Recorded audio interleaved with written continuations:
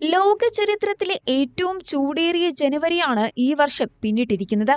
ഭൂമിയെ തണുപ്പിക്കുന്ന ലാനിന അഥവാ മധ്യകിഴക്കൻ ഭൂമധ്യരേഖ പസഫിക്കിലുടനീളമുള്ള സമുദ്രോപരിതലത്തിലെ താപനില കുറയ്ക്കുന്ന ഈ പ്രതിഭാസത്തിന്റെ സാന്നിധ്യമുണ്ടായിരുന്നിട്ടും ആഗോളതലത്തിൽ താപനില കുതിച്ചുയരുന്നത് തുടരുകയാണ് എന്ന് റിപ്പോർട്ട് വ്യക്തമാക്കുന്നു.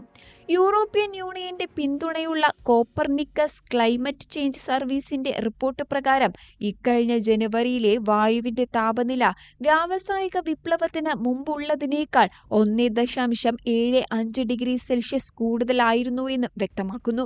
കഴിഞ്ഞ 10 വർഷത്തെ തുടർച്ചയായ അന്തരീക്ഷ താപനില ഉയരുന്ന പ്രവണതയെ സ്ഥിരീകരിക്കുന്നതാണ് ഈ പ്രവണത.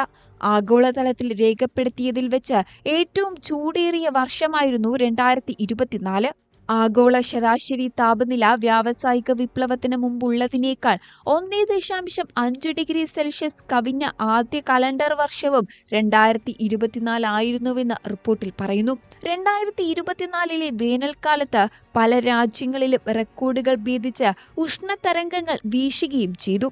ഉഷ്ണമേഖല പസഫിക്കിൽ ലാനിന നിലനിൽക്കുന്നുണ്ട് എങ്കിലും ആഗോള താപനിലയിൽ അതിന്റെ തണുപ്പ് നിറഞ്ഞ സാഹചര്യമുണ്ടായിട്ടും ജനുവരിയിൽ റെക്കോർഡ് താപനില രേഖപ്പെടുത്തിയത് ആശ്ചര്യപ്പെടുത്തുന്നതാണ് എന്ന് European centre for medium range weather ഫോർകാസ്റ്റിന്റെ മേധാവി സാമന്ത ബാർഗസ് പറഞ്ഞു. സമുദ്ര താപനിലയിലും നമ്മുടെ മാറിക്കൊണ്ടിരിക്കുന്ന കാലാവസ്ഥയിൽ അവ ചെലുത്തുന്ന സ്വാധീനവും ഞങ്ങൾ സൂക്ഷ്മമായി നിരീക്ഷിക്കും എന്നാണ് ബർഗസ് പറഞ്ഞത്. ഇന്ത്യയിലും താപനില ഉയർന്നതിന്റെ ആഘാതം വ്യക്തമാണ്. ഇന്ത്യയിൽ പ്രതിമാസ ശരാശരി താപനില ദീർഘകാല താപനിലയേക്കാൾ 0.94 ഡിഗ്രി സെൽഷ്യസ് കൂടുതലായിരുന്നു. 1901 ശേഷം ഏറ്റവും ചൂടേറിയ മൂന്നാമത്തെ ജനുവരിയായിരുന്നു 2025. 1958, 1990 എന്നീ വർഷങ്ങളിലെ ജനുവരികളിലാണ് ഇതിനു മുൻപ് ഏറ്റവും കൂടുതൽ ചൂട് രേഖപ്പെടുത്തിയത്. കൂടാതെ കഴിഞ്ഞ മാസത്തെ രാത്രികളിൽ പതിവിലും കൂടുതൽ ചൂട് അനുഭവപ്പെട്ടിരുന്നു. രാത്രികാല താപനിലയിൽ ഏകദേശം 1.04 ഡിഗ്രി സെൽഷ്യസ് അധികം താപനില രേഖപ്പെടുത്തി. പസഫിക് മേഖലയിൽ ദുർബലമായ തോതിൽ ലാനിന സാഹചര്യങ്ങൾ ഇപ്പോഴും നിലനിൽക്കുന്നുണ്ട്. ഫെബ്രുവരി മുതൽ ഏപ്രിൽ വരെ ഇത് നിലനിൽക്കും. മെയ് മാസത്തോടെ ഇതിൽ മാറ്റമുണ്ടാകും. അപ്പോഴേക്കും ഇന്ത്യയിൽ വേനൽക്കാലം തുടങ്ങും.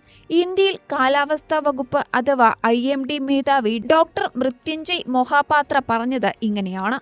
ജനുവരിയിലെ തുടർച്ചയെന്നോണം ഫെബ്രുവരിയിലും ചൂട് കൂടുമെന്നും അദ്ദേഹം കൂട്ടിച്ചേർത്തു. അതേസമയം സമുദ്രങ്ങളിലും ചൂട് അസാധാരണമായ വിധത്തിൽ കൂടുതലാണ് എന്നായിരുന്നു റിപ്പോർട്ടുകൾ. ആർട്ടിക് സമുദ്രത്തിലെ മഞ്ഞും അതിവേഗമാണ് ഉരുകുന്നത്. അന്റാർട്ടിക് സമുദ്രത്തിലെ മഞ്ഞുപാളികളുടെ വ്യാപ്തി ശരാശരിയേക്കാൾ 5% കുറവായിരുന്നു എന്നും റിപ്പോർട്ടിൽ പറയുന്നു.